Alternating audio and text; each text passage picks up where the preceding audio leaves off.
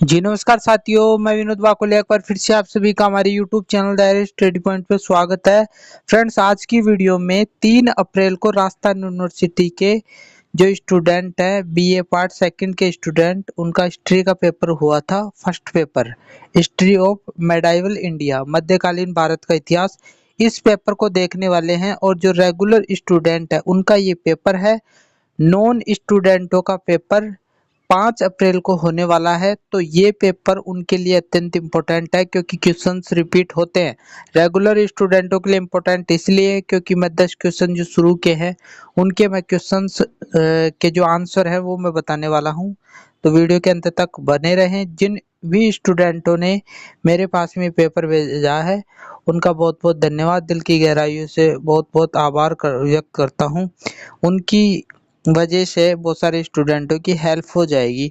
तो आइए वीडियो को स्टार्ट करते हैं। तो सबसे पहले मैं पढ़कर सुना देता हूँ जो नॉन स्टूडेंट है उनके लिए, क्योंकि मैं उसके बाद में आपको एक साथ आंसर बता दूंगा अगली स्लाइड में। पहला क्वेश्चन है, बरनी कौन था? दूसरा क्वेश्चन, भारत पर तुर्क आक्रमण का मुख्य क्या कारण था? रजिया सुल्तान कौन थी?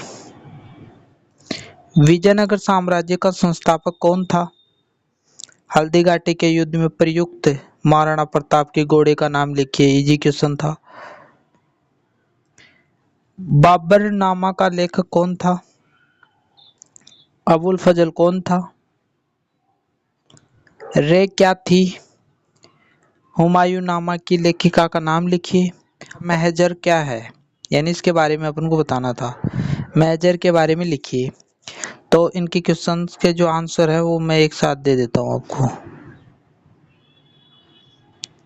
मैंने बढ़िया तरीके से यहाँ पर लिख दिया है और नॉन कॉलेज के जो स्टूडेंट हैं उनके लिए थोड़ी हेल्प हो जाएगी। जियाउद्दीन बरनी एक इतिहासकार और राजनीतिक विचारक था जो मोहम्मद बिन तुगलक और फिरोज शाह के शासनकाल में भारत रहा। देखो, ये दिल्ली सल्तनत में मोहम्मद बिन तुगलक के शासनकाल में ये रहा। इसने 2 पुस्तक लिखी है। प्रसिद्ध पुस्तक थी तारीख ए फिरोजशाही, फतवा ए जहांधारी। ठीक है। अगले का आंसर, भारत पर तुर्कों के आक्रमण का मुख्य कारण क्या रहा? तो सबसे इम्पोर्टेंट कारण तो ऊपर का वाला ही है, भारत में धन लूटने का लोभ, यानी धन लूटने के लिए वो भारत में आए थे। दूसरा, इस्लाम धर्म का प्रचार करने के लिए। और तीसरा है अपने साम्राज्य विस्तार की लालसा लेकर आए थे कि अपने साम्राज्य को बढ़ा सकें। तो सबसे ऊपर वाला सबसे मेन कारण माना जाता है। यदि तीनों में से कुछ भी आपने लिखा है तो फिर भी आपका राइट हो सकता है, थोड़े बहुत नंबर आ जाएंगे, लेकिन यदि ये लिखा है तो फिर आपको पूरे पूरे नंबर वो देगा।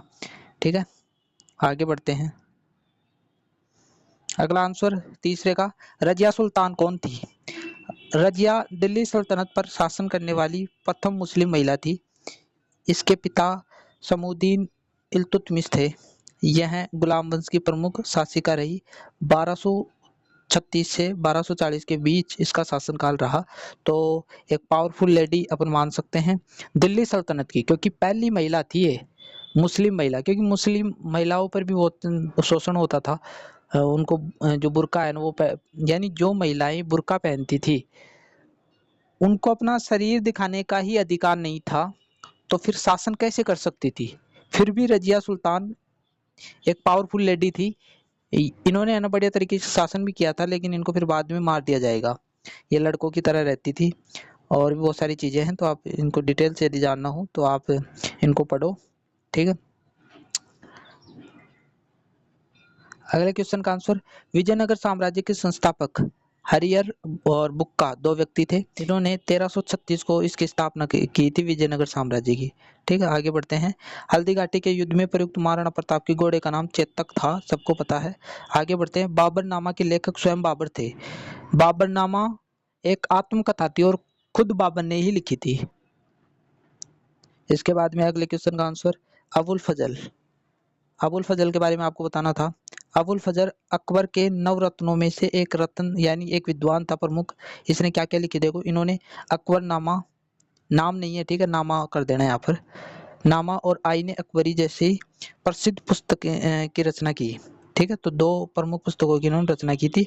8वें का आंसर आप कमेंट बॉक्स में लिखो। मैं थोड़ा कंफ्यूज हूँ, या आप ऐसे बोल सकते हो कि मुझे नहीं आता है। ठीक है, आगे बढ़ते हैं। हुमायूं नामा की लेखिका गुलबंद बेगम। तो ये जो हुमायूं नामा किसने लिखा था? गुलबंद बेगम ने। ये बाबर की बेटी थी और हुमायूं की सौतेली बहन थी। यानी गुलबंद बेगम का सौतेला भाई कौन था? हुमायूं था। तो इनके बारे में इसमें लिखा था। 10वां क्वेश्चन, मजहर का अर्थ यानी मजहर के बारे में लिखना था। ये इसका अर्थ क्या है? घोषणा या राय। अकबर के आदेश से सितंबर 1579 में शेख मुबारक के द्वारा तैयार करवाया, जिसमें मुगल साम्राज्य के सभी प्रमुख मुस्लिम धर्मशास्त्रियों और धर्मगुरुओं के हस्ताक्षर किए गए थे इस पत्र पर। तो इसको बढ़िया तरीके से आप तैयार कर लोगे। इसके बाद में मैं क्वेश्चन और बता देता हूँ जो नॉन स्टूडेंट है उनके लिए, ठीक है। ये टोटल 10 क्वेश्चन आए थे, इसमें से आपको 5 करने थे। तुर्कों के खिलाफ भारतीय प्रतिरोध को लिखिए। मोहम्मद बिन तुगलक की योजनाओं के बारे में संक्षिप्त टिप्पणी लिखो। इल्तुतमिश के अधीन प्रशासन का वर्णन कीजिए। दीवान ए रियासत क्या था? अकबरनामा का महत्व लिखिए। कबीर की शिक्षाओं के बारे में लिखो। किरोड़ी प्रथा क्या थी? सूफी आंदोलन की शिक्षाएं लिखिए। अष्ट प्रधान व्यवस्था क्या थी?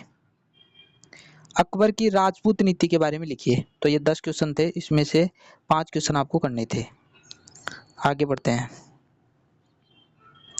इसके बाद में ये पार्ट जो 2 था, इसमें 60 अंकों के क्वेश्चन आए थे, 6 जिसमें से आपको 3 करने थे। तो सेक्शन ए में आपको दिख रहा है पहला क्वेश्चन, यानी तीसरा क्वेश्चन नंबर मान सकते हैं इस पेपर का। अलाउद्दीन खिलजी की बाजार नियंत्रण प्रणाली का वर्णन कीजिए। ये क्वेश्चन मैंने करवाया था गैस पेपर में, आपने देखा हो तो। इसके बाद में विजयनगर साम्राज्य में कला, धर्म और संस्कृति के विकास को लिखिए। ये सारे इंपॉर्टेंट क्वेश्चन किनके लिए है?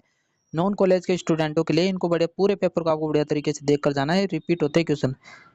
मुगल प्रशासन में नूरजहां जुनता की भूमिका लिखिए। मराठा साम्राज्य में शिवाजी की भूमिका का वर्णन कीजिए। तो ये क्वेश्चन भी मैंने उस गैस पेपर में बताया था, तो गैस पेपर भी आप देखना न भूले।